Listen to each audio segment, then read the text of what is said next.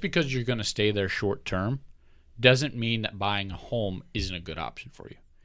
So the times to rent and the times to own, I think, depends on a couple of key items. The first one I think we should talk about would be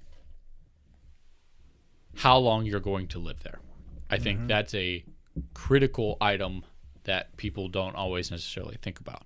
Yeah, you do not want to lock yourself into a 15, 20, 30-year agreement by law in a place you're like, you know what? I don't even like this neighborhood. So I'll say this, and it's actually not as straightforward as you would think.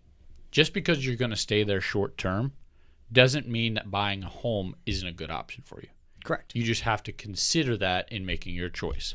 So the obvious thing, if you're only going to be there a couple years, it's easy to rent because you don't have to worry about the hassle of buying and selling a home. Those can be several week-long processes, and they can be fairly complicated. There's a lot of choices, decisions to make. Once you've been through it, it's easier, but especially if you've not done it before, if you're just looking for your first place to go and you don't want to deal with all that hassle and you're only planning on being there a year or two, a rental makes perfect sense in that situation. On the contrary, if you're looking to make a change in your home or living space and you're only planning to be there 2 or 3 years, but you're fairly comfortable with the home buying and selling process and you know how to traverse that situation, buying a home and selling it can also be a really good investment in that situation, and a lot of people will argue with me on that one.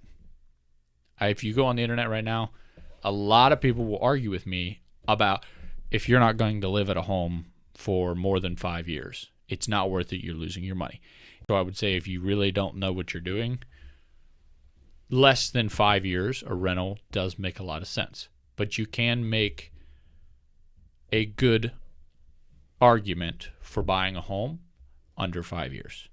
But for most people, a rental is usually a better option.